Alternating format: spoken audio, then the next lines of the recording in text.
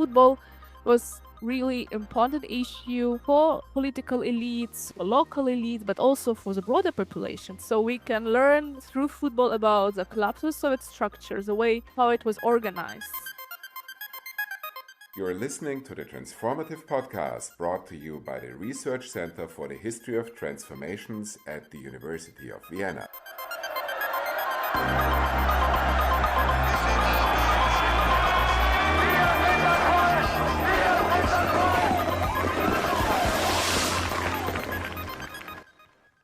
You are listening to the Transformative Podcast of the Research Center for the History of Transformations. My name is Jelena Đureinović.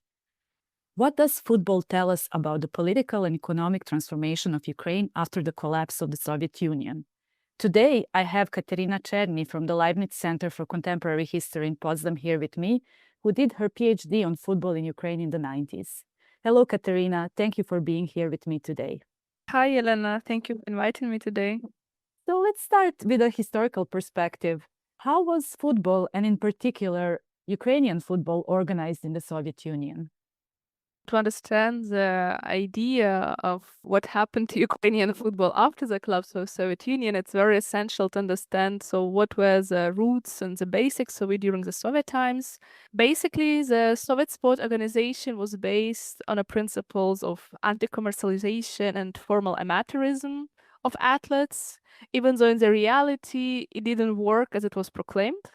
As Robert Edelman characterized the Soviet sport from 50s to the end of 80s as amateurism, and it means that basically in the reality, even though it was proclaimed as anti-commercialized, amateur, it was not like that. It was only the description of it.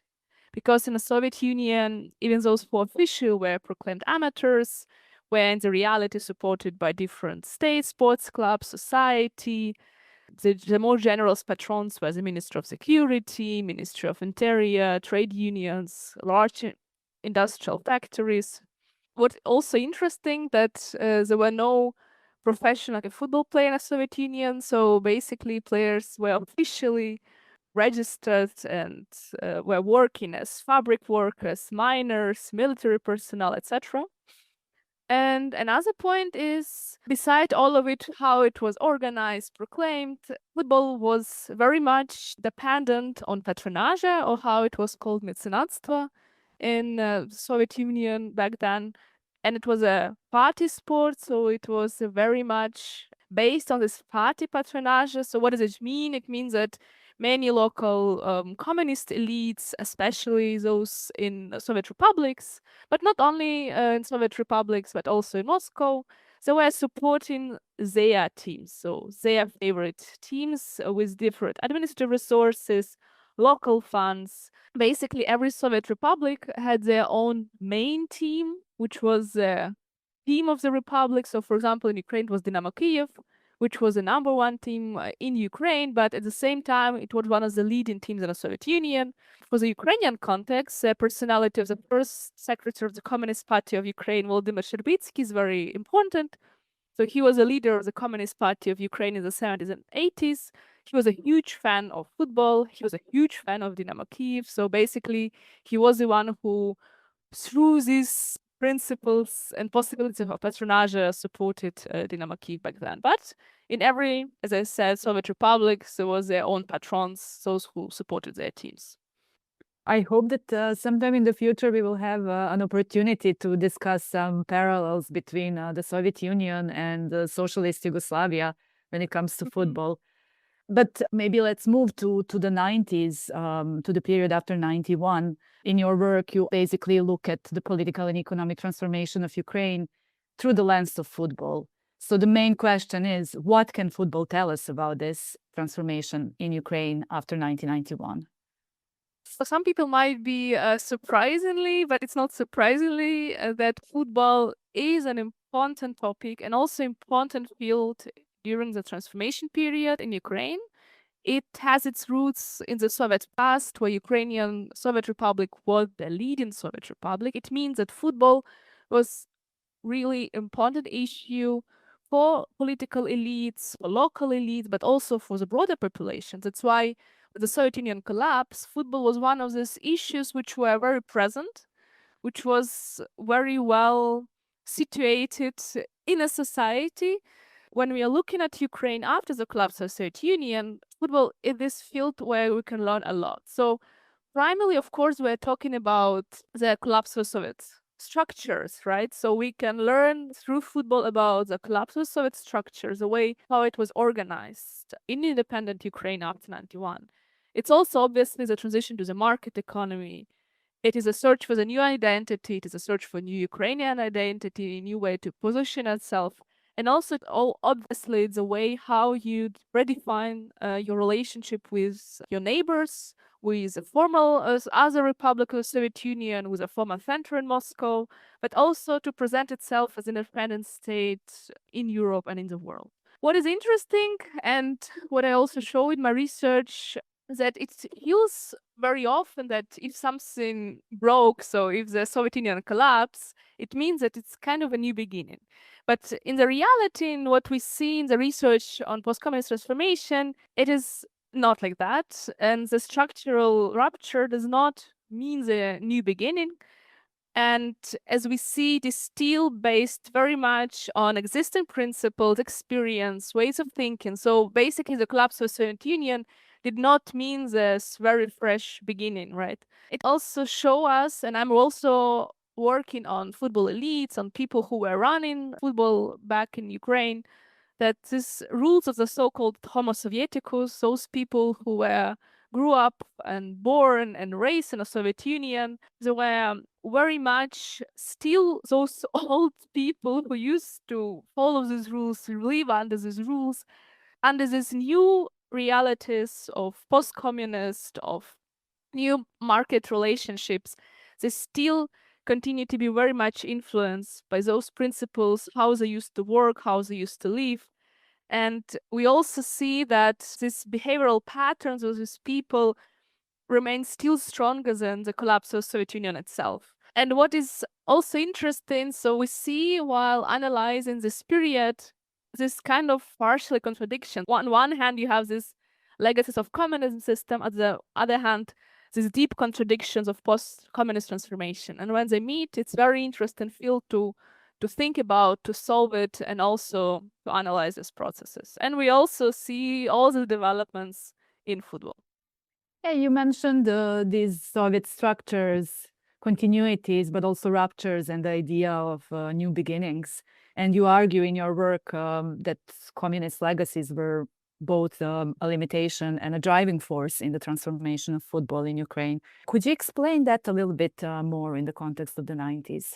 Basically, it's important to understand that, as I've already told, football was a thing in Ukraine back then. So if we're thinking about football in today's Ukraine for the last 10 years, football is still the most popular sport in Ukraine, but the social importance is not as used to be, right? So in the 90s, football was with a huge interest and desire used by Ukrainian political and economic elites as a so-called social capital for various reasons. Football was a thing that it was took as the instrument for pursuing your own interest, power, for your own local identities.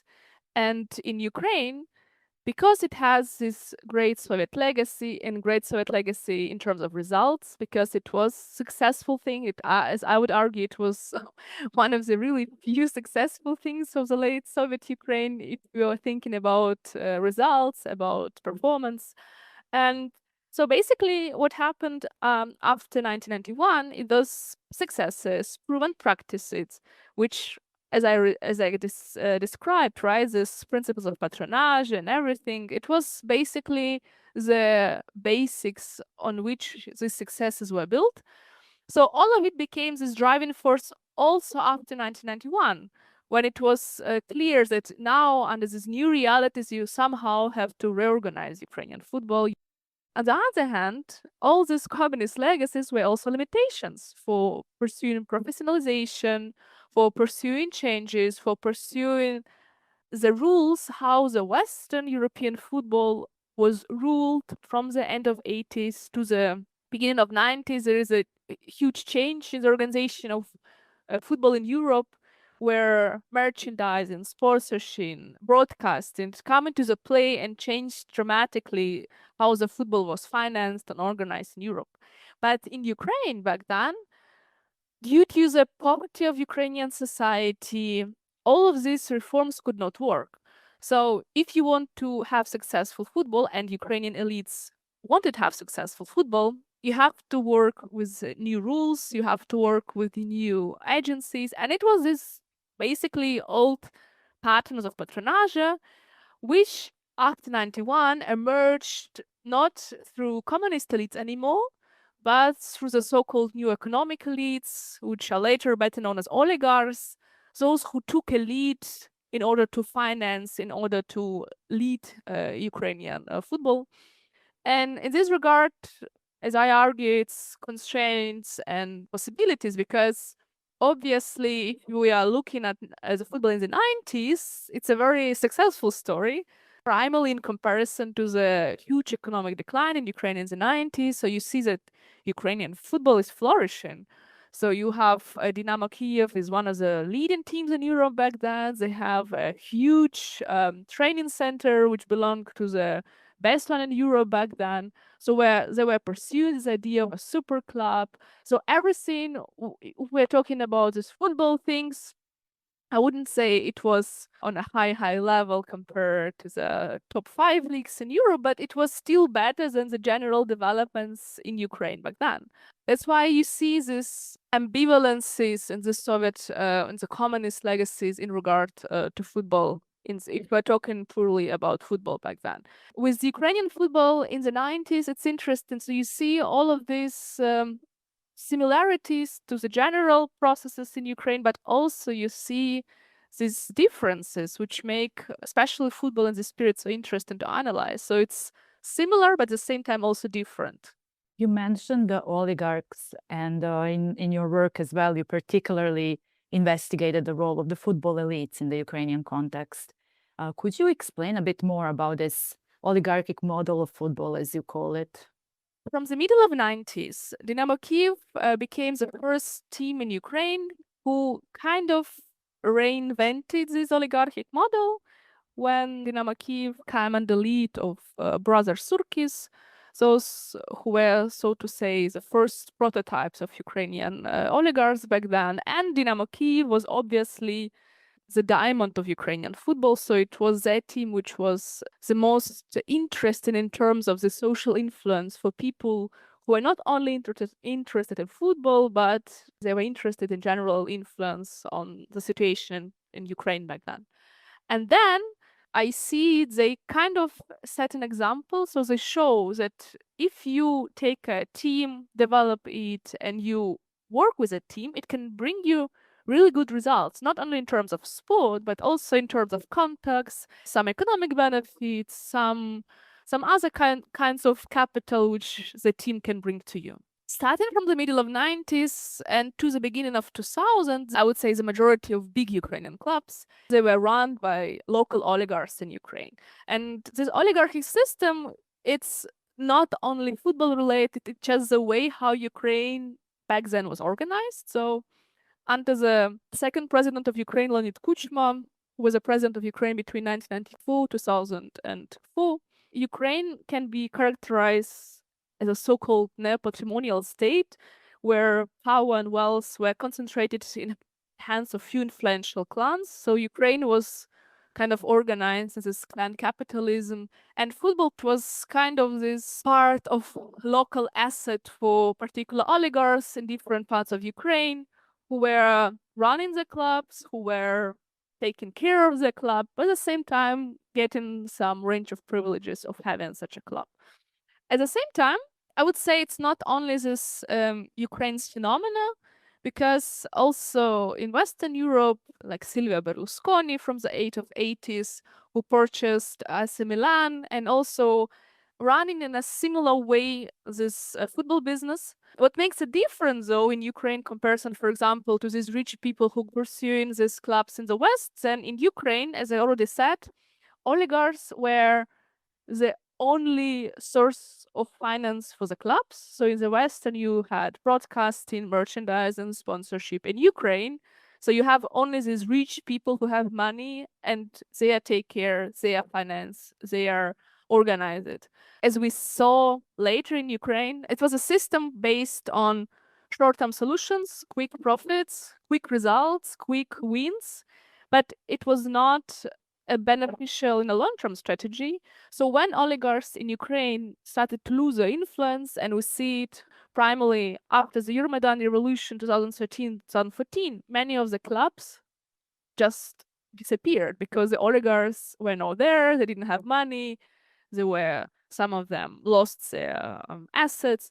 So you see that this kind of model is also specialized for a time of this particular transformation period when Ukraine was organized in this way. It doesn't mean that after 2014, Ukraine does not have this rich people, which we used to call oligarchs, and they still, some of them are characterized as oligarchs, but their influence reduced dramatically. So the same Renat Akhmetov, who is still the president of Shakhtar Donetsk, another powerful Ukrainian football club, who had their greatest times in 2000s.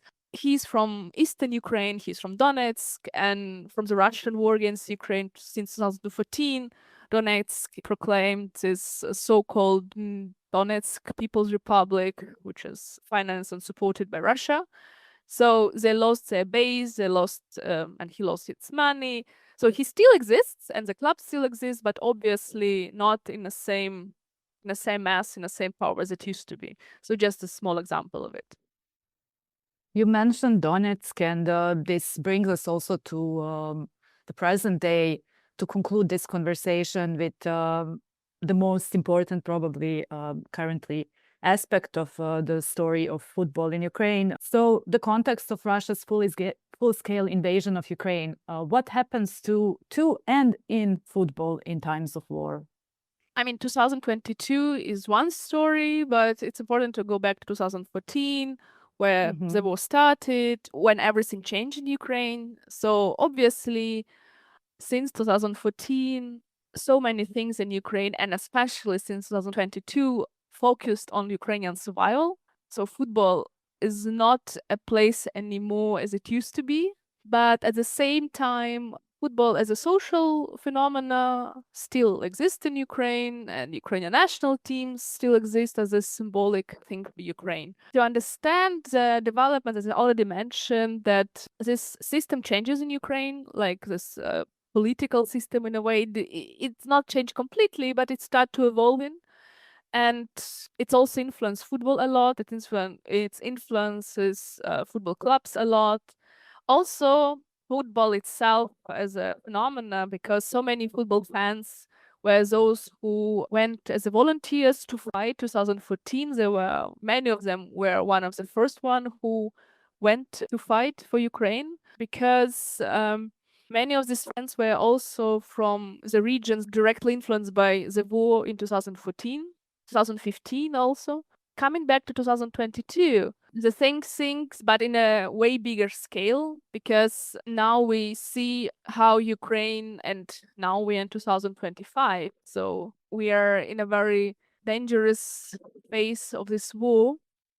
But football is part of it. And when I'm thinking about football in the 90s, beginning 2000s, it was something that was worth fighting for many oligarchs, rich people. So it was something that people would really deal with. So nowadays, it's not like that.